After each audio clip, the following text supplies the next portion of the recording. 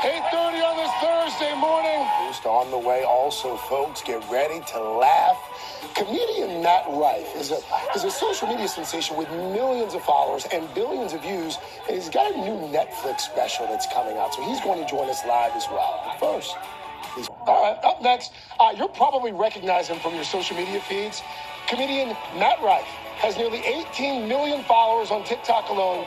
So we're going to talk about his overwhelming success, his new Netflix special, and a whole lot more. But first, this is Today on NBC.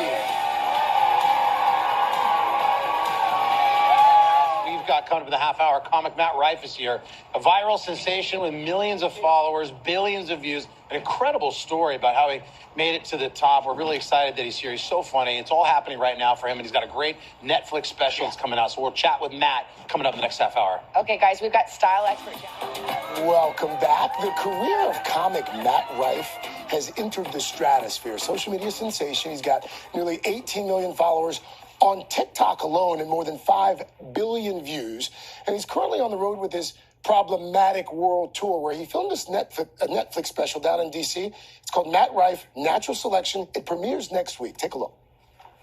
Oh, Matt Rife, we should point out that's probably the only clip we could show on morning television. Yeah, it's premiering on PBS November 15th, for sure. So for all the family. I watched it last night. It's hilarious. Thank you so much. You talk about everything from God and faith to the internet to relationships to some other topics that we won't go into. Oh, yeah, the astrology cult is going to be after me for sure. But yeah. a lot of folks are like, oh, Matt's this overnight sensation. You're not. You're not an overnight sensation. It's been a long time, man. This is my 12th year doing comedy. Next April will be 13 years, yeah. And how did you get into it? I started stand-up when I was 15 at the Columbus Funny Bone in Columbus, Ohio, which is just outside my hometown in Ohio. And my grandpa used to take me to the open mics there every Wednesday after school. And it was just a fun thing I was doing recreationally. It was something that he always supported and loved to watch me do. And I was just doing it for fun. And then just kind of one thing led to another. What's your process like? How do you come up with the funny? I feel like more of my set is story-based, I feel like. So a lot of things is just life experience. Something will happen to me in real life. I'll be joking around with friends and something will really inspire me. I'll say, okay, I can definitely build off of this and add it to the set. So some comics can sit down and write for 3 hours and be like, okay, I'm writing out my first half hour right here and can knock it out. I'm just not one of those types. I have to be inspired by real life events, I think. I don't want to ruin the special because we want folks to watch it, but you, especially toward the end, you sort of make fun of cancel culture and social media. You have to. But the irony is, you're a social media sensation. Like, we wouldn't know who you are without social media.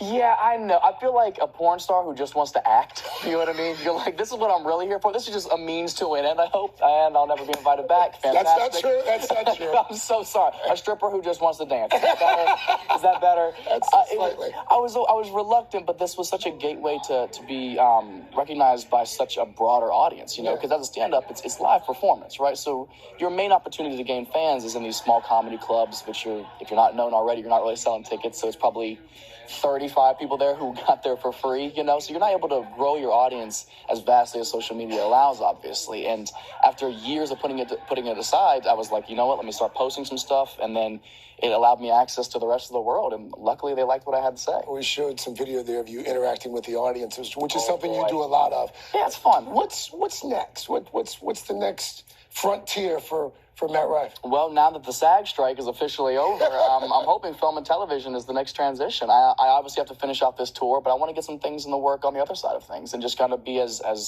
multifaceted as possible. I want to be as busy as humanly possible. Yeah. Kevin Hart, I'll see you at 4 a.m. for these workouts. Kevin Hart, is it one of your comedy icons? Oh, absolutely. He's the perfect example of everything I want to do. He has his hands in so many different baskets, and he's amazing at everything he does, and I've never met another person with a work ethic quite like his. So whenever I'm tired and waking up early to do the Today Show and I'm exhausted, I go, Kevin's been up for 4 hours already, so suck it up. You're only 28 years old. Your star's only going to rise. We hope you keep coming back. Thank you, man. We enjoy it. We enjoy it. Thank you. Matt Rife, Natural Selection. It premieres on Netflix on November 15th.